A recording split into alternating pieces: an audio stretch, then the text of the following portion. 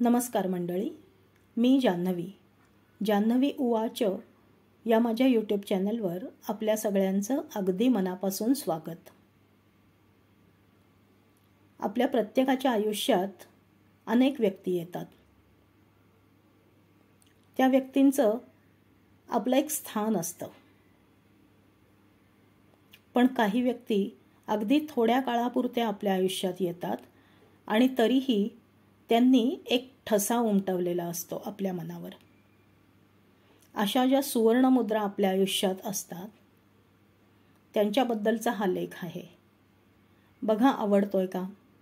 आवडला तर लाईक करा, शेअर करा आणि सबस्क्राईब करा. धन्यवाद. सुजाताचं आणि माझं ठरलं होतं. मी पत्र पाठवलं म्हणून लगेच तू पाठवायचं असं आपल्यात असणार नाही. जेव्हा मनापासून आठवण येईल तेव्हाच पत्र लिहायचं. त्या वयात समज नसते, पण असं वाटत असतं की आपण जगावेगळा विचार करतोय. सुजाता नेहमी म्हणायची, मुलांची मैत्री टिकते पण मुलींची टिकत नाही. मी तिच्या या म्हणण्याला विरोध करत असे. टिकवायचं ठरवलं तर मैत्री नाती टिकतात, नाहीतर नाही, असं माझं मत होतं. पण ते सगळं खोटं ठरलं. काळ पुढे सरकत राहिला. आधी माझं लग्न ठरलं. म्हणजे पसंती वगैरे होऊन लग्नाची तारीख ठरेपर्यंत ती होती. पण नंतर अचानक तिला म्हैसूरला जावं लागलं. आणि माझी इतकी जवळची मैत्रीण, पण माझ्या लग्नासाठी थांबणं तिला शक्यच नव्हतं. ती म्हैसूरला गेली आणि आम्ही दूर दूर जात राहिलो. आज आम्ही एकमेकींच्या समोर आलो तर एकमेकींना ओळखू देखील शकणार नाही, कारण त्यानंतर आम्ही एकदाही भेटलेलो नाही. आपल्या आयुष्यात आलेल्या प्रत्येक व्यक्तीच्या बाबतीत हेच होत असतं. नियतीनं सर्व काही ठरवलेलं असतं.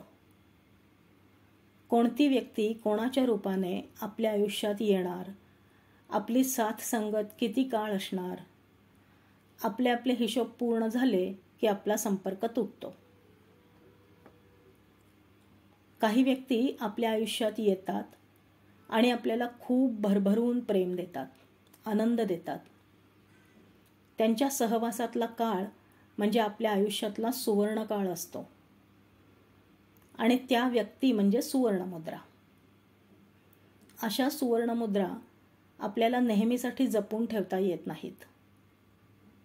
जशी झाडावरची फुलं एकदा गळून पडली की परत झाडाला लावता येत नाहीत.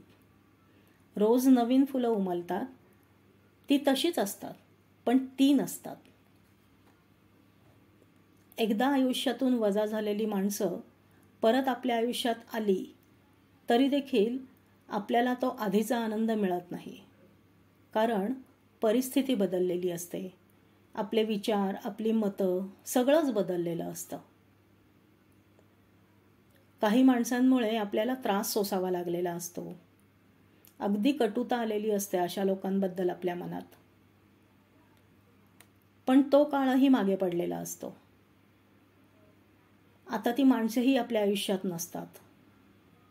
अशा माणसांना वजा करून टाकलेलंच बरं असतं.